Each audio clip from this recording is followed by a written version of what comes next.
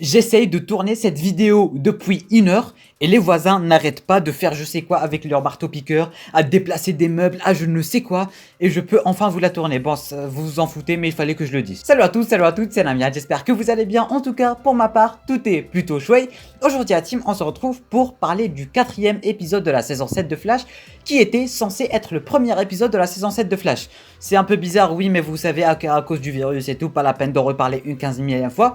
En tout cas, pour un premier épisode, ou pour ce qui devait être un premier épisode, c'était mine de rien plutôt sympathique, c'était super cool, on avait le retour d'un personnage plutôt emblématique, et aussi charismatique aussi, et sur ce, on va parler de tout ça. Vidéo critique, review, analyse très rapide, parce que cet épisode n'était pas aussi grandiose que les deux premiers, du coup il n'y a pas tant de choses que ça à dire, du coup on va parler légèrement, on va légèrement théoriser aussi, et du coup je crois que j'ai dit tout ce qu'il y avait à dire à propos de cette intro, et sur ce, sans plus tarder, sans perdre une seule seconde de plus, on va parler de cet épisode de Flash.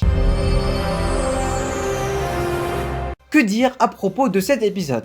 Première des choses, on a enfin le retour de West Allen, un des couples le plus emblématiques du Arrowverse avec Oddity, avec Kara et Mon-El, avec maintenant Superman et Lois. On a enfin le retour de West Allen, on a Iris qui a coupé ses cheveux et ça fait beaucoup plus stylé, j'ai envie de dire, et j'adore ça, hein, ça nous change un peu de la Iris casse-pied qu'on connaît tous.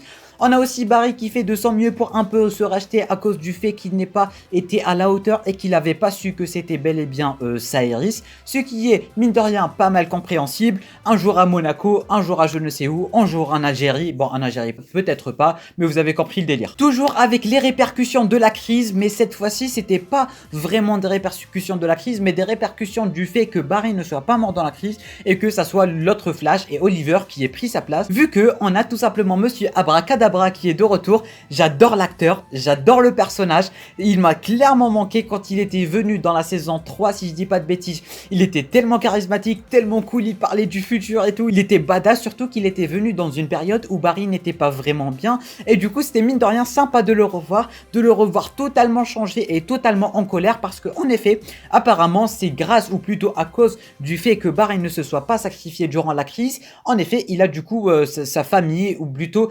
il va plus avoir de famille ni un fils à cause du fait que ça soit pas Barry qui s'est sacrifié et du coup sa famille est morte avec les millions de milliards de gens qui sont morts durant la crise. Du coup le mec il a décidé de créer une bombe pour faire sauter Central City et changer le futur, alors qu'il était pas du tout sûr que le futur allait changer et que c'était quasiment sûr et certain que le futur n'allait pas changer.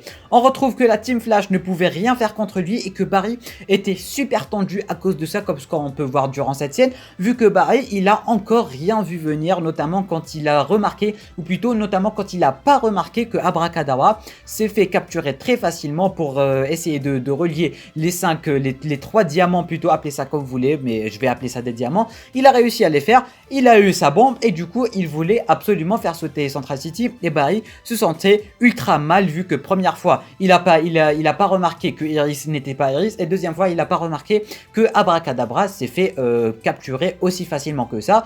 Après la Team Flash remarque qu'elle est vraiment en infériorité, ou plutôt qu'elle peut rien faire contre Monsieur Abracadabra, et du coup c'était mine de rien pas mal problématique vu que Monsieur Abracadabra ne pouvait tout simplement, ou plutôt vu que la Team Flash ne pouvait tout simplement rien faire contre lui vu qu'il était beaucoup trop fort pour eux.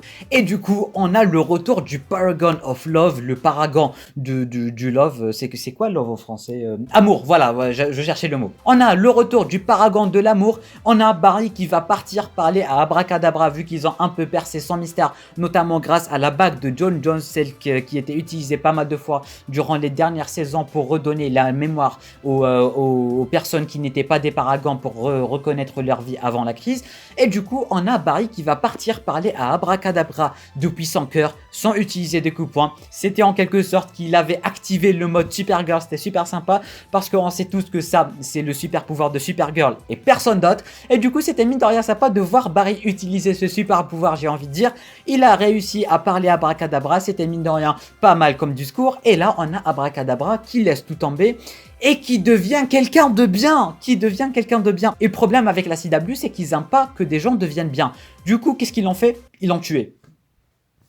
J'étais tellement déçu à un niveau pas possible, j'adorais le personnage, j'adorais à quel point il était emblématique, à quel point il venait du futur, il était badass et tout.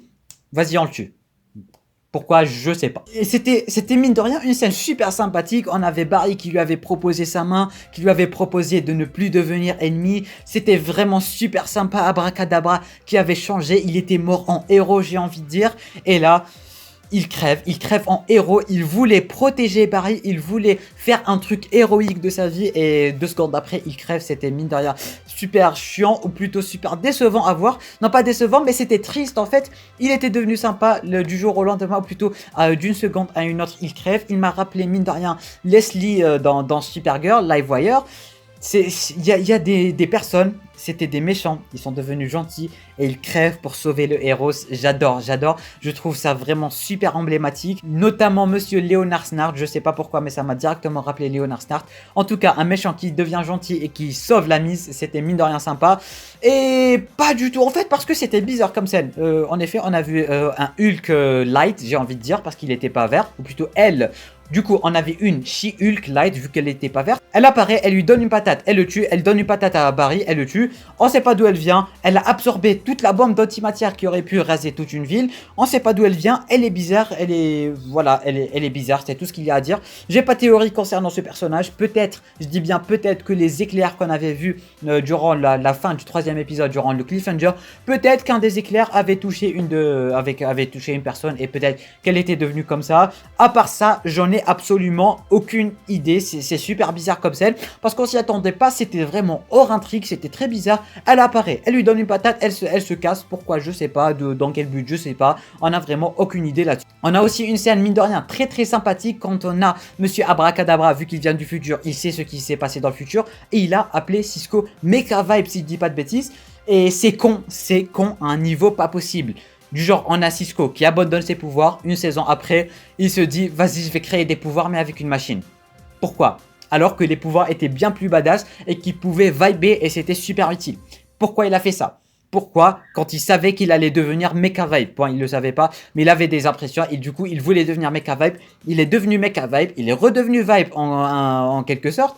Mais pourquoi sans ses pouvoirs, hein? Pourquoi lui enlever ce pouvoir pour lui donner une machine, je sais pas quoi? C'était bizarre et c'était chiant. J'aurais aimé revoir notre Vibe comme on le connaissait. Mais en tout cas, c'était mine de rien un easter egg plutôt sympathique venu du futur que j'ai pas mal aimé. Pour finir, et la scène qui m'a fait rire, et pour vous dire que j'ai vraiment rigolé du cœur, ça venait vraiment du cœur, quand on a Caitlyn qui arrive, et Cisco qui joue à Fortnite, qui dit à testeur de je sais pas quoi, et qui joue à Fortnite. Et là, on a Killer Frost. Je suis Killer Frost. J'ai adoré cette scène.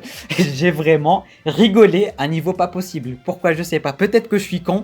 Mais je pense pas parce que voilà, n'hésite pas à me dire en commentaire si t'as rigolé aussi. Parce que c'était drôle. C'était super drôle. Et inattendu. Et carrément tiré des cheveux, j'ai envie de dire. Du coup, tout ceci pour dire que pour un premier épisode, c'était mine de rien super excellent. Le retour d'Abracadabra.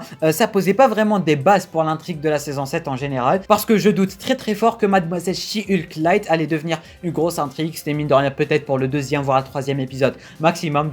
Enfin du coup pour le 4e ou plutôt. Ouais, pour le 5e et 6e épisode, si je dis pas de bêtises. Mais ça va s'arrêter là. On peut pas avoir une She-Hulk Light que pour méchant emblématique ou pour grande méchante, j'ai envie de dire. Merci d'avoir regardé juste ici la team. N'oubliez pas de me dire en commentaire ce que vous avez pensé de cet épisode qui était mine de rien sympathique. De la She-Hulk Light, si vous avez des théories, si vous avez quelque chose à dire. N'hésitez pas en bas en commentaire. N'oubliez pas, petit pouce bleu, l'abonnement ce n'est pas déjà fait, de me suivre sur mes 2 réseaux sociaux, que ce soit sur Twitter ou sur Instagram. Et moi je vous dis à très bientôt pour toute nouvelle vidéo. C'était Namiat, portez-vous bien.